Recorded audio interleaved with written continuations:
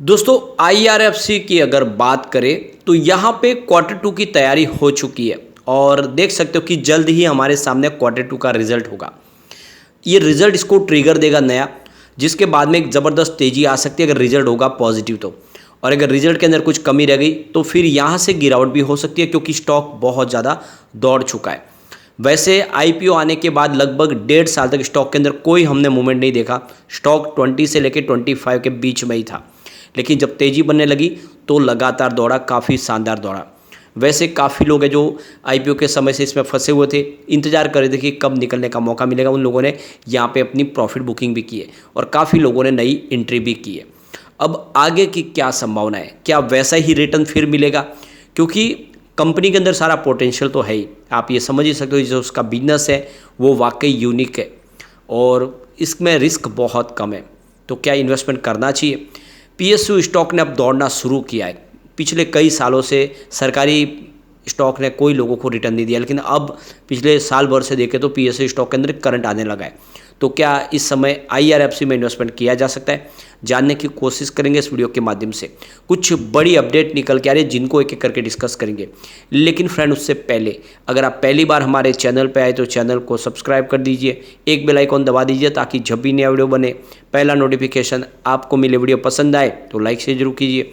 चलो friends, video start करते हैं। मैं हूँ आपका दोस्त एस.बी. दवे और हमारे अपने चैनल ऑनलाइन कमाई में आपका बहुत बहुत स्वागत है। सबसे पहले अगर हम बात करें फ्राइडे की, तो स्टॉक की क्लोजिंग 76.60 के आसपास रही, 2.34% की शानदार तेजी के साथ में। और आप ये देख ही सकते हो कि स्टॉक ने ज़बरदस्त जंप भी लगाया था, काफ़ी स्टॉक ऊपर तक गया है। लगभग इसने 92 का हाई बनाया था। अब ऊपर के लेवल से देखें तो प्रॉफिट बुकिंग की वजह से स्टॉक फिर नीचे भी आया और अब यहाँ पे इस लेवल पे ये सेटल होने की तैयारी कर रहा है। वैसे अगर आप देखें तो पिछले 6 मंथ के हिसाब से इसने 187% का ज़बरदस्त रिटर्न दिया है। यानी आपकी जो रकम है वो डबल नहीं बल्कि 3 गुना हुई है। जो 27 के आसपास स्टॉक था इस समय 76 के आसपास है। ज़बरदस्त और एक तरफा रिटर्न। सिर्फ 1 मंथ की भी बात करें तो स्टॉक ने 52% का शानदार रिटर्न दिया है।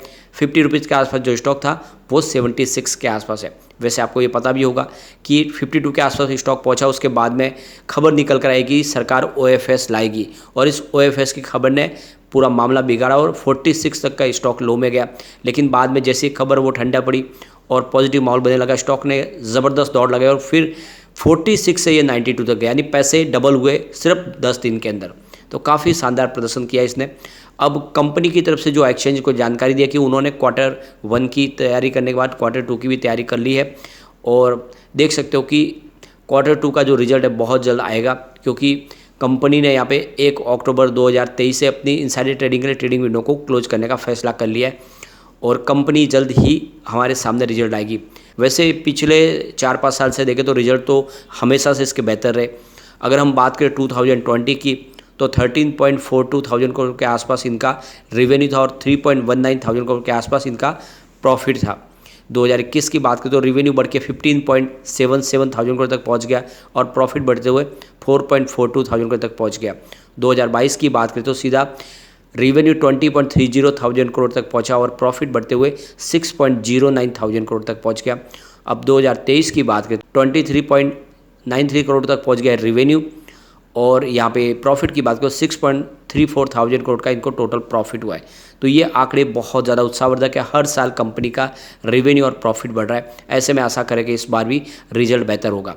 अब यहाँ पे एक बड़ी गुड न्यूज़ निकल के आ रही है। रेलवे की तरफ से 2 यहाँ पे बड़े प्रोजेक्ट है जो अनाउंस किए गए और इसकी जो कॉस्ट है वो 6,700 करोड़ के आसपास है। तो प्रधानमंत्री गति शक्ति योजना के तहत यहाँ पे देख रहे हो कि ये 2 प्रोजेक्ट है जो इस समय अनाउंस किए गए, जिसमें आप देखें तो एक ग्रीनफील्ड रेलवे लाइन प्रोजेक्ट है और ये उड़ीसा के अंदर होगा। ये प्रोजेक्ट कंप्लीट होगा, जिसमें देखें तो गंजम और नयागढ़, खांडमल, बौद्ध और संबलपुर अंगुल डिस्ट्रिक्ट के बीच में ये ट्रैक है जो बिछाया जाएगा। ये ग्रीनफील्ड रेलवे लाइन प्रोजेक्ट होगा। और दूसरा जो एक है रेलवे लाइन का जो डबल दोहरीकरण का प्रोजेक्ट है केरला के अंदर। इस प्रोजेक्ट को देखें तो इंडस्ट्रियल एरिया से और मिनरल से कनेक्ट किया जाएगा और देख सकते हो कि इस तरह से जो प्रोजेक्ट है ये काफ़ी शानदार रहने वाला है। तो आप ये देख ही सकते हो कि रोज़ आप देखें तो एक दिन के बाद एक नए प्रोजेक्ट का ऐलान हो रहा है। और वैसे भी आप देखें तो इंडिया के जितने बड़े रेलवे स्टेशन हैं वो सारे के सारे रीडेवलप होने हैं। एयरपोर्ट की तर्ज पे उनको फिर से डेवलप करना है, बहुत सारा इन्वेस्टमेंट वहाँ पे होगा। अब यहाँ पे IRFC के लिए जो सबसे बड़ी गुड न्यूज़ है कि इसका जो मार्केट कैप है वो अभी भी 1 लाख करोड़ के ऊपर है। ये अच्छी बात है। अभी फिलहाल देखो कि 1 लाख करोड़ 39 के आसपास इसका टोटल अभी मार्केट कैप है। और करंट प्राइस इसकी 76.6 की है। लो इसका 21.20 का, लेकिन हाई जो 52 वीक का हाई है वो 92.90 का है। तो बहुत ज़बरदस्त स्टॉक ने दौड़ लगाई है, काफ़ी शानदार रिटर्न दिया, ऊपर के लेवल से करेक्शन भी आया है। स्टॉक का P 16 का है और इसकी बुक वैल्यू 36 के आसपास है। और डिविडेंड इसने 1.96% का दिया है। और जल्द ही आपको जो डिविडेंड का ऐलान किया है पर शेयर 70 पैसे का, वो आपके अकाउंट में अब आ जाएगा। आने वाले 10 या 15 दिन में हर किसी के डीमेट अकाउंट में वो डिविडेंड आ जाएगा। तो काफ़ी शानदार डिविडेंड देने वाली कंपनियां लगातार, अभी तक IPO आने के बाद 5 बार कंपनी ने डिविडेंड का ऐलान कर दिया है। ROC इसका 5.32% है और ROE 14.7% है। फेस वैल्यू 10 है। तो देख सकते हो कि इसके फंडामेंटल काफ़ी शानदार है।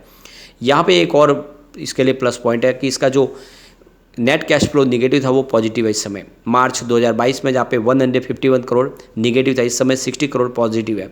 तो फिलहाल कंपनी के पास कैश भी है। एक बार हम इसके शेयर होल्डिंग पैटर्न को अगर देखें तो प्रमोटर की होल्डिंग 86.36% के आसपास है। आने वाले समय इसको 75% के आसपास लाना होगा, यानी इसके लिए एक्स्ट्रा स्टेक है वो OFS के माध्यम से या फिर दूसरे किसी रास्ते से सरकार को कम करनी होगी। यहाँ पे FI की बात करूँ, उनका निवेश काफ़ी अच्छा है। देख सकते हो कि यहाँ पे दिसंबर में 1.01% की होल्डिंग थी, मार्च में ये 1.15 हुई, फिलहाल 1.14% के आसपास है।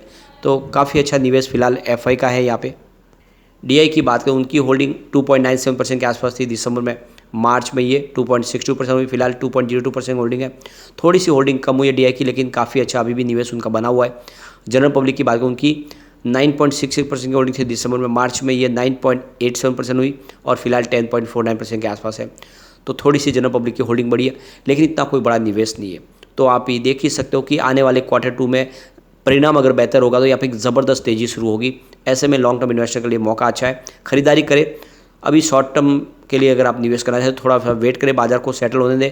अभी बाजार में कुछ उठापटक हो सकती है, क्योंकि अभी भी FI की तरफ से बाजार में लगातार बिकवाली हो रही है। हो सकता है कि बाजार में थोड़ा करेक्शन आए, तो ऐसे में जो स्टॉक ज़्यादा दौड़े उसमें तेज़ी के साथ में गिरावट भी हो सकती है, इसलिए आपको वेट करना चाहिए।